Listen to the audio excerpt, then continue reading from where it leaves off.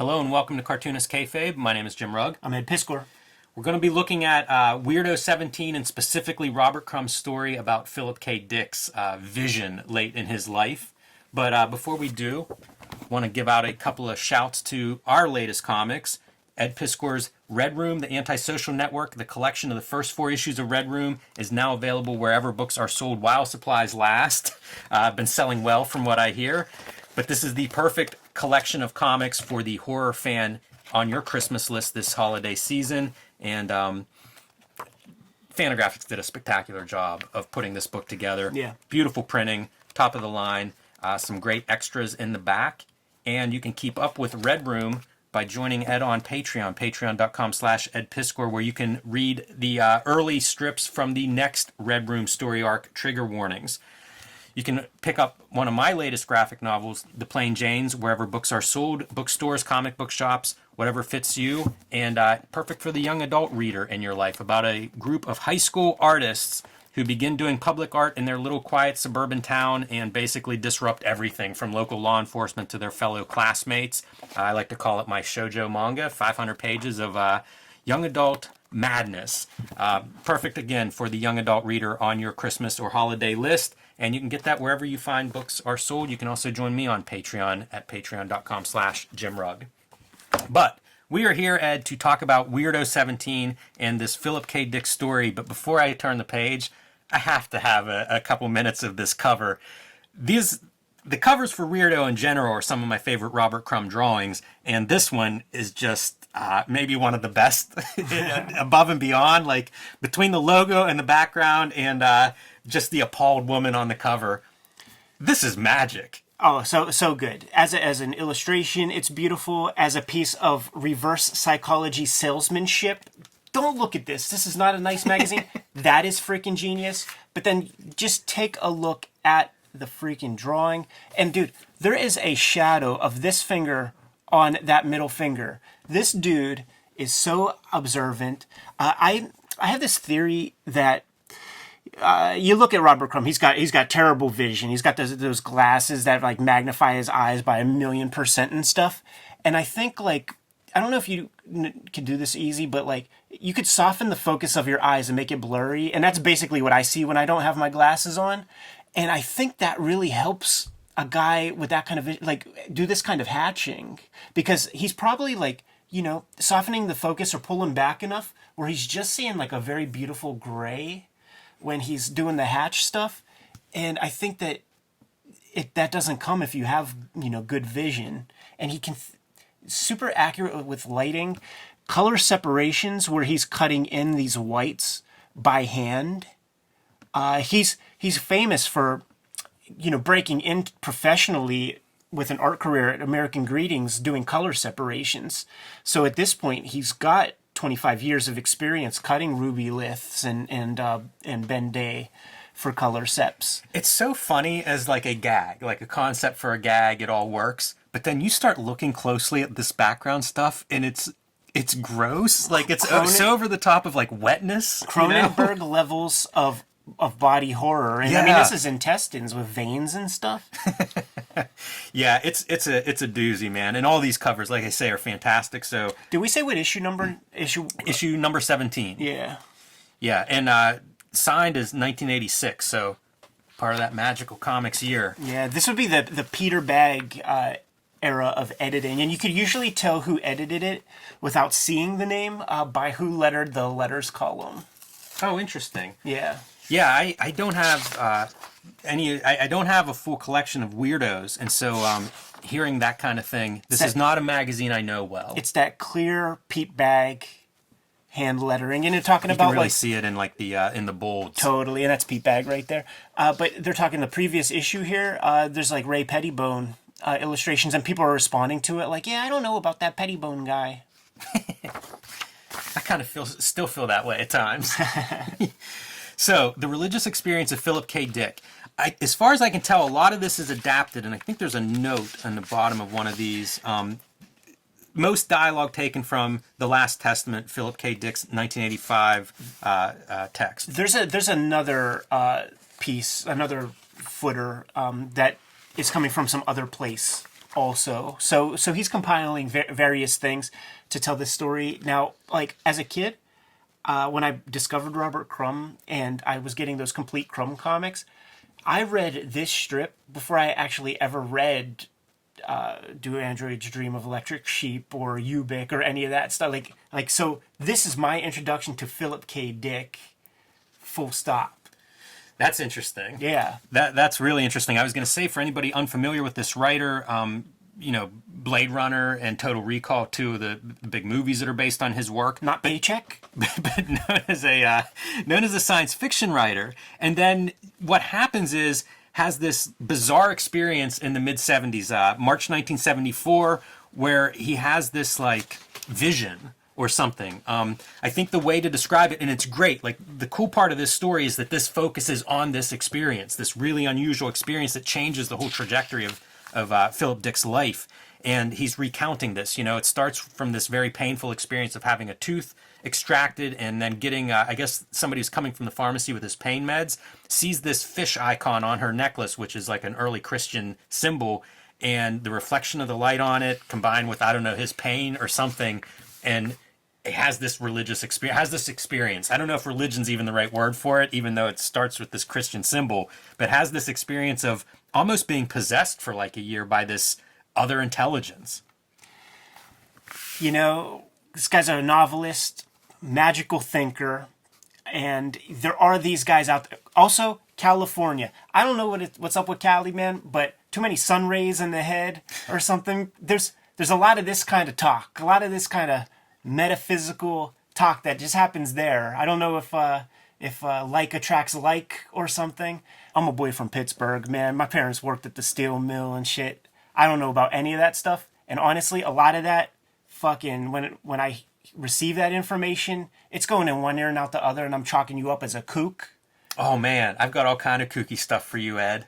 This is going to be a fun episode for this reason, because part of the reason this got on my radar is, it's conspiracy stuff. You know? So we'll dive into this. But the first bit of vision goes back to like biblical times, where he suddenly feels like he's in this, Christian times, like 2,000 years in the past, and he's seeing the world kind of through the life of this early Christian, seeing the world around him this way, almost like a vision. And doesn't last very long the first time, but this experience, and he calls it different stuff, trans-temporal constancy, like a time displacement kind of thing. They begin to last longer. He describes this, whatever's invades his mind and assumes control of his motor centers, and does stuff like he fires his agent. He kind of like changes the way he runs his business, which is very profitable. Talks about, suddenly he's getting checked for thousands of dollars, money that was owed him. So it's a bizarre thing, but he describes it as this other intelligence that kind of takes over.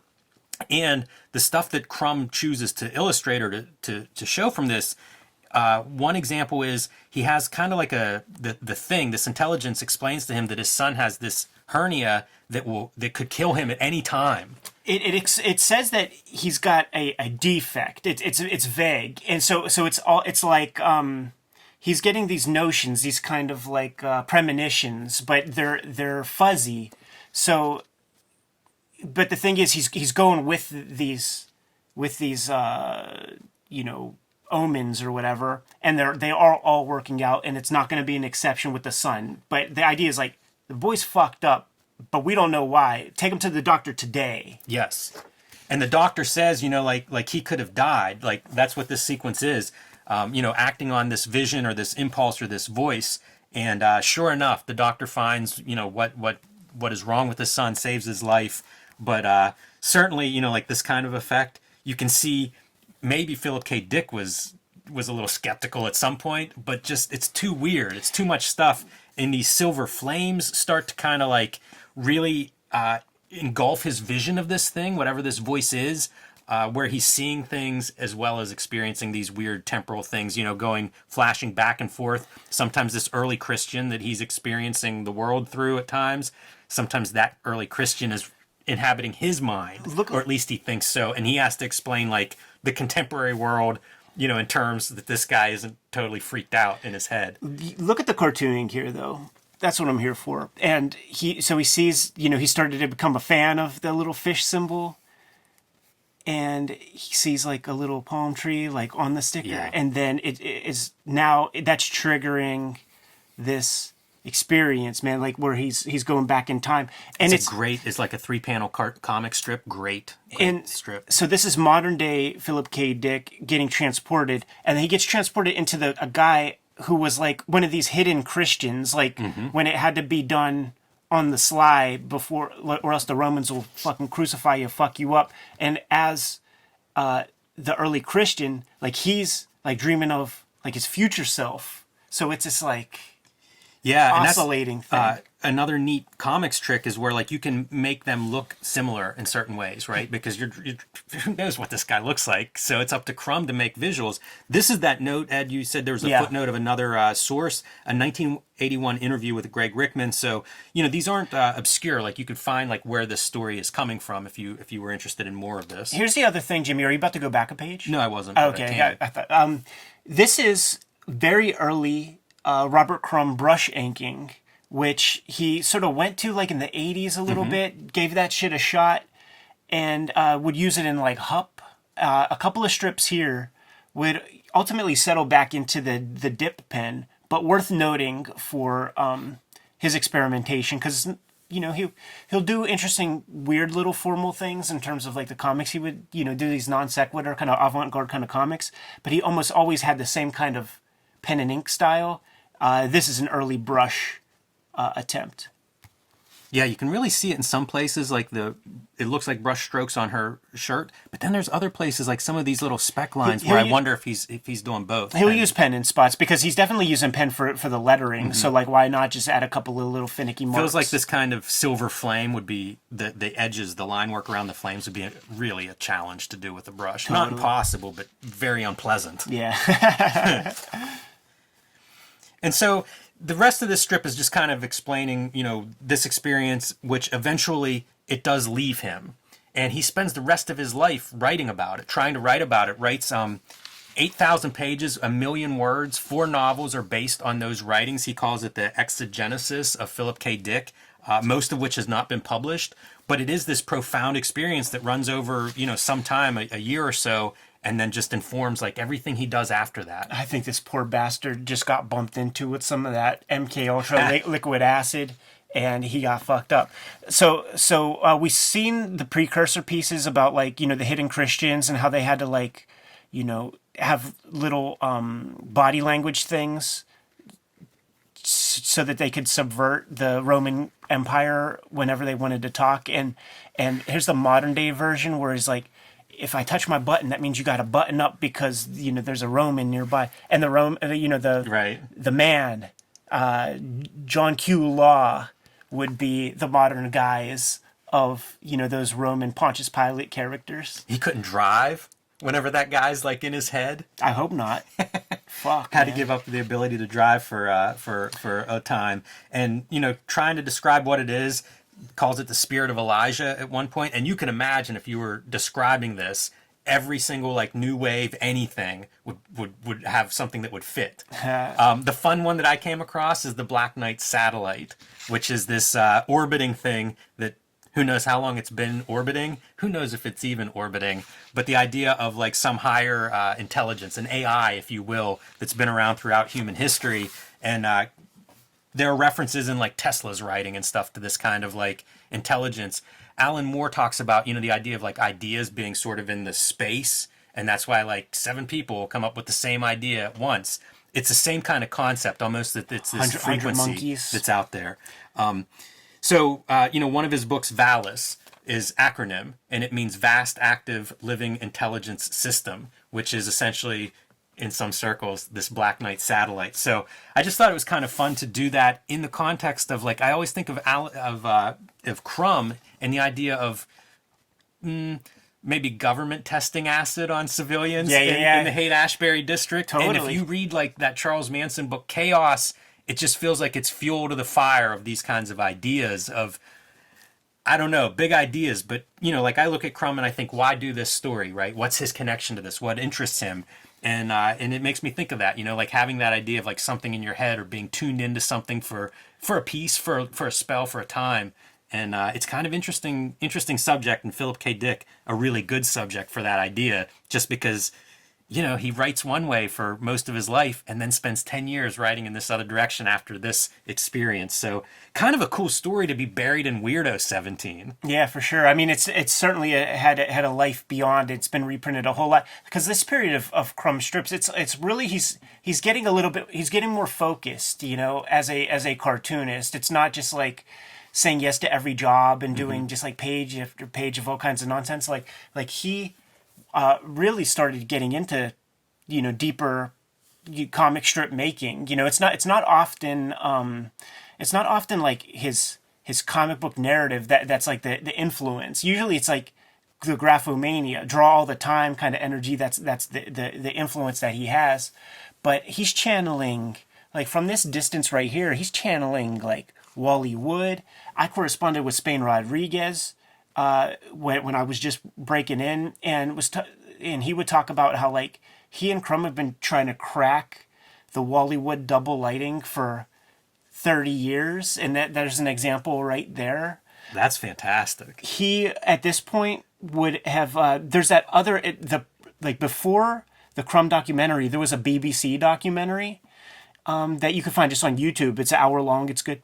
But he's the guy who really unearthed Jay Disbrow as being a kind of an influence. And it's the Jay Disbrow artwork that is influencing like this brush inking period. Also, look at the Globalists. Yes, exactly. There it is right there, the Bilderbergs. The Trilateral Commission. Is that what they're, or the committee? All of it. Yeah. Keep going. These are great. So it's kind of fun. It's neat from, again, conspiracy stuff, Crumb's evolution. Philip K. Dick is an interesting writer. Like, there's just a lot in this strip. And it's neat to see Crumb approaching, as you say, Ed, like stretching artistically, because this is kind of nonfiction, right? It's doing a biography. It could be very straight and boring, and yet he's finding places to do these very interesting sequences and series of panels and like cool visuals. Like how do you represent 2,000 years apart these characters having similar experiences? It's a really great cartoonist finding interesting material to spend time with and to kind of explore in comics. So, like I said, when I came across it, it just kind of popped to me, and it felt like this is worthy of let's look at it and talk about it a little bit, because I think there is so much unique material to this strip. Yeah. His comics of this time, man, like each one begs a little investigation, no doubt. I love finding these cartoonists they're master cartoonists. It's a short list of people that will be on a list with Robert Crumb in terms of comics, but to see them 20, 25 years in and pushing and exploring. Just gets tighter and tighter. And like when we talk master cartoonist, that doesn't mean just drawing. Right. It means populating the background with the exact right stuff to create that cloistered, suffocating environment. Like you could smell this room, it smelled just like your grandma's crib or something just like that extracted wisdom tooth. Yeah. But just no faking anything, putting the exact kind of stuff in each panel that being needs to be able to there. go from this kind of a background to this kind of a background is fantastic. Yeah. See, this would be the Jay Disbrow. This is the Jay Disbrow kind of compositional stuff that he would put in there. By the way, be cool. happy to look at Jay Disbrow anytime. The other part, Ed, you mentioned, like being a cartoonist isn't just the characters or funny faces or anything. It's not just the backgrounds or the visuals either. It's finding a subject that allows you to sort of like, I'm interested in this, find the writing. Like I think about that last volume of Alex Toth that we looked at, and how Toth, recognized that his shortcomings as not writing his own material limited his ability to produce that masterpiece. Like finding that material, that subject matter that allows you to stretch those wings is part of the comics, part of being a cartoonist, is like finding the subject matter that really you can dig into. Making comics is time consuming. It's not easy. You got to be able to sit down and deal with it for a while. And sometimes it's a subject matter that carries you on, that excites you about putting the comic together. This 5, 6, however many pages it is, it reads like a 22-page comic. Like Yeah. it's super rich. I mean, you see the density of the text and everything, but there are no wasted words. Like, it all needs to be here. Yeah. Yeah, it's good stuff, man. There's so many of these panels. We can just keep pointing out these little details. But, if you're watching it at home, spend some time with it because there's a lot of wonder in these 8 pages. Yeah. Like, drawing-wise, like, little stuff like that, like, really figuring that out, really capturing the lighting on that. That's the stuff that, like, I would just marvel at with him. And you need this part to pull off the flames coming up the walls and his recognition of like, I'm freaking out here, something's not right. But you have to have the part that is right so that you recognize it's grounded in reality, and now the parts that aren't real stand out. Yeah. Fantastic, that's all I got, man. Ed. Fantastic, man. This always juices me up to get back to the drawing board. Kayfabers, like, follow, subscribe to the YouTube channel. Hit the bell. We'll notify you when new vids are available. What do you have out there, Jimmy? Join me on patreon.com/JimRugg, where you can download a dozen out-of-print zines and mini comics of mine. You can see a lot of my original art, layouts, scripts, how I make comics I make, like Street Angel, Plain Janes, and Octobriana. That is all at patreon.com/JimRugg. Red Room, the Antisocial Network book collection in stores now. It is going quick. Amazon bought more than half the print run. That stock is depleting very rapidly. You can pre-order while you're at the comic shop. The next round of Red Room comics is going to begin in December with Red Room Trigger Warnings issue number 1. It's going to hit the stands then. I'm serializing those comics on my Patreon as we speak. The complete first issue of Trigger Warnings is up there. $3 gets you the archive. My link tree provides links to all that I just described. What else, Jim? Subscribe to the Cartoonist Kayfabe e-newsletter at the links below this video. You can also find Cartoonist Kayfabe t-shirts and merchandise at the links below this video. All right, man. Give them those marching orders. We'll be on our way. Read more comics.